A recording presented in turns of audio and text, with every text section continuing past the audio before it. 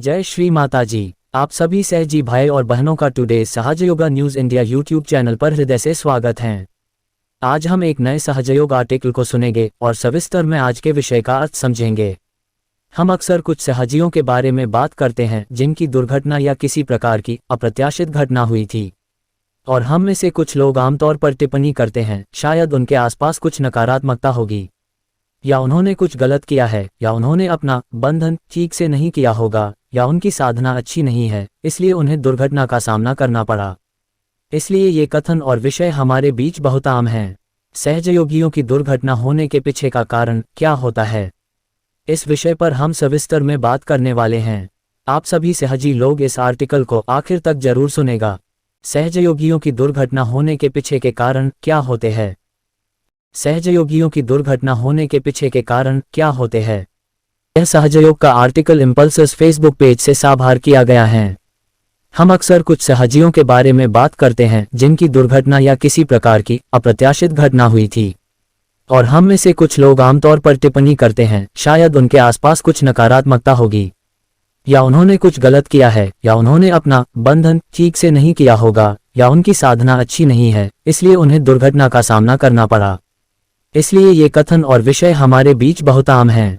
अगर किसी सहजी के साथ कुछ गलत हुआ है तो हमेशा खराब नकारात्मकता को दोषी ठहराया जाता है। क्या हम इस मुद्दे पर विचार करने के लिए कुछ देर बैठते हैं? क्या हम कभी उचित उत्तर खोजने के लिए अपने भीतर गहराई से झांकते हैं?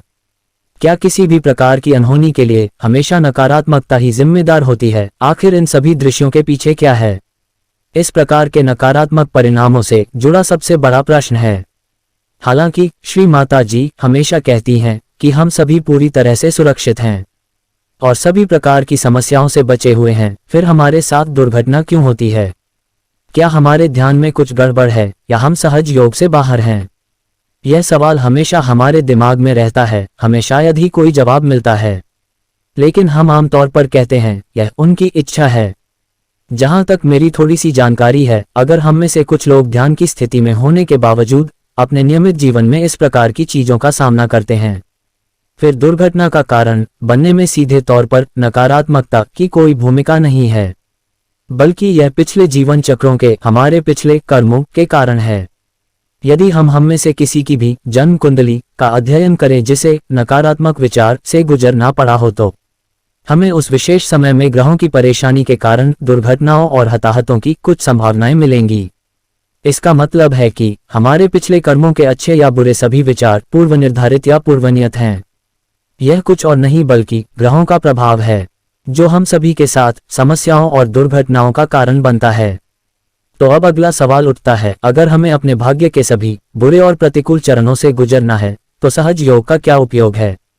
जबकि श्री मां ने हम सभी को सुरक्षित और शांतिपूर्ण जीवन का आश्वासन दिया है, तो ये नकारात्मक घटित क्यों होते हैं? क्या इन्हें रोका जाएगा, या ये हमारे सामने आते रहेंगे? दरअसल सभी दुर्घटनाओं और अप्रत्याशितताओं के पीछे प्रकृति का वह नियम काम करता है जो विधाता ने स्वयं निर्धारित किया था।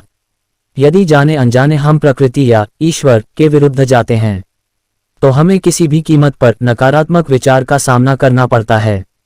इसलिए हमने पहले जो कुछ भी किया है उसे मिटाया नहीं जा सकता है, और यह सकारात्मक या नकारात्मक किसी प्रकार के विचार उत्पन्न करता है। हमें सभी विचारों से गुजरना होगा, चाहे हम चाहें या नहीं। इसलिए हमें अपने जीवन में कभी कभी कठिन दौर से गुजरना पड़ता है, चाहे हम सहज योग का पालन करें या सामान्य भौतिकवादी जीवन जिएं। यदि हम हर समय अपने सहस्त्रार और अपने मध्य हृदय में रहते हैं तो हमारे नकारात्मक विचार के परिणाम आमतौर पर बदल जाते हैं, लेकिन क्रम हमेशा वही रहता है। अर्थात यदि हम मां आदिशक्ति के साथ संपर्क बनाए रखते हैं तो वह हमें अपनी उपस्थिति के साथ प्रतिकूल समय से भी गुजरने देती है और हमें घटनाओं की गंभीरता और घातकता से बचाती है। इसीलिए उन्होंने कहा है, तुम्हारी रक्षा की जाएगी। लेकिन अगर हम लालच, ईर्ष्या और अहंकार के कारण अपनी पूरी चेतना के साथ सहज योग में रहते हुए किसी के साथ कुछ गलत करते हैं, तब भी हमें देवताओं और गणों द्वारा अवश्य ही भयंकर दंड मिलेगा। इसलिए हमें निर्दोष लोगों के साथ अपने कृत्यों के बारे में बहुत सतर्क रहना चाहिए। हम सभी सहजियों को इस भौतिकवादी दुनिया के सभी प्रकार के मिथकों और भ्रमों से लोगों को बचाना है। हमें उन लोगों के लिए प्रकाश बनना चाहिए जो अंधकार और अज्ञानता के कारण बार बार गिर रहे हैं। हम श्री माता जी से इस बंजर दुनिया को ऑर्किड में बदलने की अपेक्षा रखते हैं। यह आसानी से किया जा सकता है यदि हम अपने सहस्त्रार और अपने मध्य हृदय में माँ आदिशक्ति के साथ हर समय संचार बनाए रखें। वह हमें बताएगी कि यह काम कैसे करना है, और कुछ समय बाद इनका विचार दुर्घटनाओं एवं अनहोनी के रूप में सामने आता है, जिसे भूलवश नकारात्मकता कहा जाता है। नकारात्मकता बिल्कुल बिल्ली की तरह है जो बहुत चुपचाप आती है या हम पर प्रभाव डालती है।